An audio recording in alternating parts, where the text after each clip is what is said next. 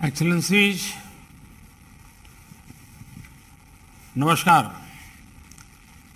सबसे पहले मैं राष्ट्रपति रहमोन को एससीओ काउंसिल की सफल अध्यक्षता के लिए बधाई देता हूं।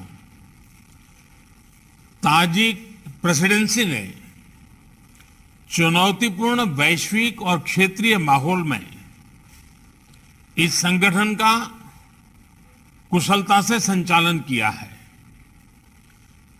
ताजिकिस्तान की आजादी की 30वीं वर्षगांठ के इस वर्ष में मैं पूरे भारत की ओर से सभी ताजिक भाई बहनों को और राष्ट्रपति रहमोन को बहुत बहुत बधाई और शुभकामनाएं देता हूं।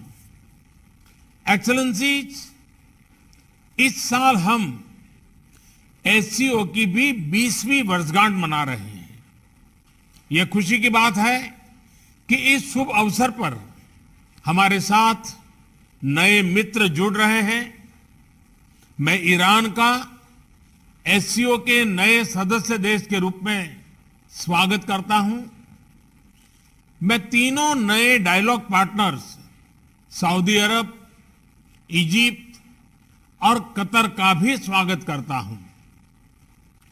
एससीओ का एक्सपेंशन हमारी संस्था का बढ़ता प्रभाव दिखाता है। नए मेंबर और डायलॉग पार्टनर से एससीओ भी और मजबूत और क्रेडिबल बनेगा। एक्सेलेंसी, एससीओ की 20वीं वर्षगांठ इस संस्था के भविष्य के बारे में सोचने के लिए भी उपयुक्त अवसर है। मेरा मानना है कि इस क्षेत्र में सबसे बड़ी चुनौतियां शांति, सुरक्षा और ट्रस्ट डेफिसिट से संबंधित है और इन समस्याओं का मूल कारण बढ़ता हुआ रेडिकलाइजेशन है। अफगानिस्तान में हाल के घटनाक्रम ने इस चुनौती को और स्पष्ट कर दिया है। इस मुद्दे पर एससीओ को पहल लेकर कार्य करना चाहिए। यदि हम इतिहास पर नजर डालें तो पाएंगे कि मध्य एशिया का क्षेत्र मॉडरेट और प्रोग्रेसिव कल्चर और वैल्यूज का एक प्रकार से गढ़ रहा है, किला रहा है। सूफीवाद जैसी परंपराएं यहां सदियों से पनपी और पूरे क्षेत्र और विश्व में फैली। इनकी छवि हम आज भी इस क्षेत्र की सांस्कृतिक विरासत में देख सकते हैं। मध्य एशिया की इस ऐतिहासिक धरोहर के आधार पर एससीओ को रेडिकलाइजेशन और एक्सट्रीमिज्म से लड़ने का एक साझा टेम्पलेट डेवलप करना चाहिए। भारत में और एससीओ के लगभग सभी देशों में इस्लाम से जुड़ी मॉडरेट, टॉलरेंट और इंक्लूसिव संस्थाएं और परंपराएं हैं।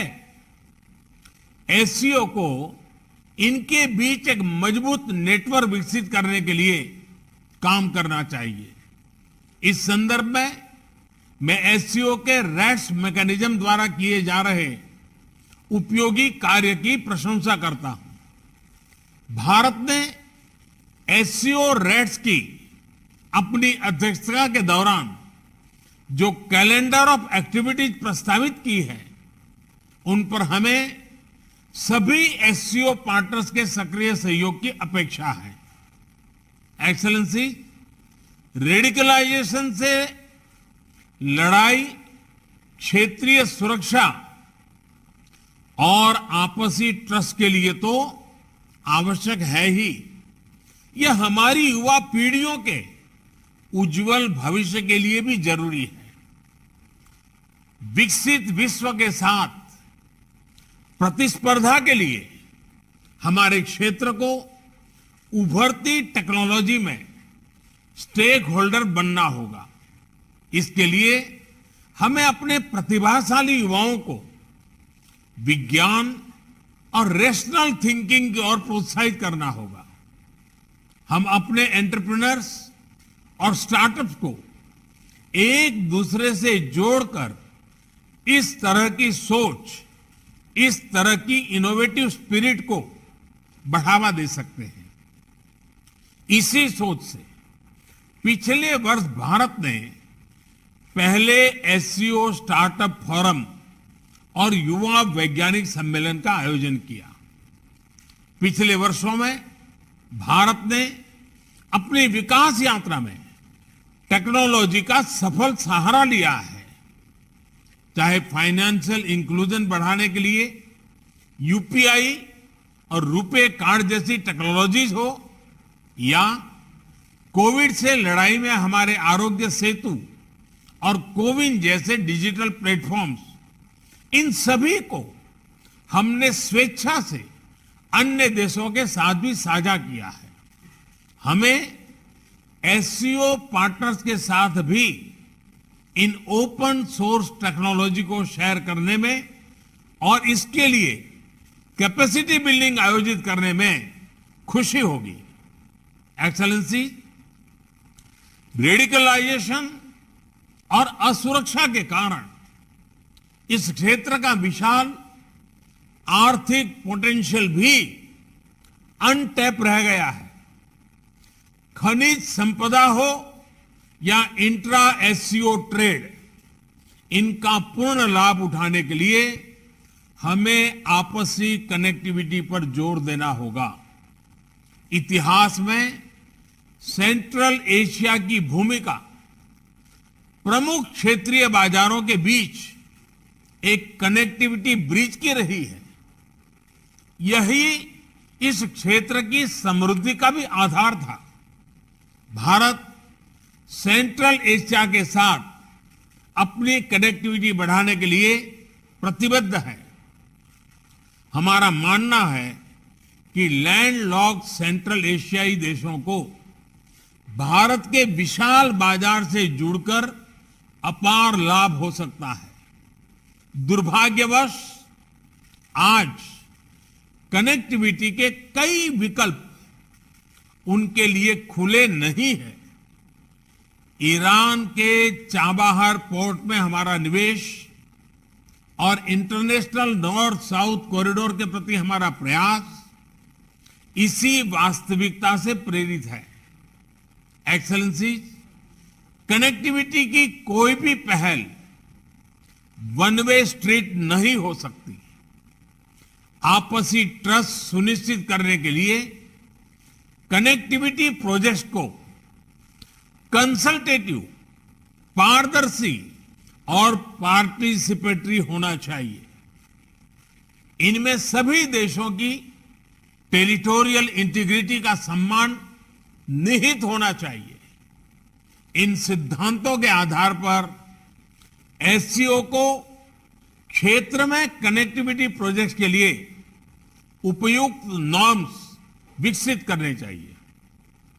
इसी से हम इस क्षेत्र की पारंपरिक कनेक्टिविटी को पुनः स्थापित कर पाएंगे और तभी कनेक्टिविटी प्रोजेक्ट्स हमें जोड़ने का काम करेगी, न कि हमारे बीच दूरी बढ़ाने का। इस प्रयत्न के लिए भारत अपनी तरफ से हर प्रकार का योगदान देने के लिए तैयार है। एक्सेलेंसी, एससीओ की सफलता का एक मुख्य कारण यह है कि इसका मूल फोकस क्षेत्र की प्राथमिकताओं पर रहा है। रेडिकलाइजेशन, कनेक्टिविटी और पीपल टू पीपल संबंधों पर मेरे सुझाव एससीओ की इसी भूमिका को और सबल बनाएंगे। अपनी बात समाप्त करने से पहले मैं हमारे मेजबान राष्ट्रपति रहमोन का एक बार फिर धन्यवाद करता हूं। उन्होंने इस हाइब्रिड फॉर्मेट की चुनौती के बावजूद इस सम्मेलन का बेहतरीन आयोजन और संचालन किया है।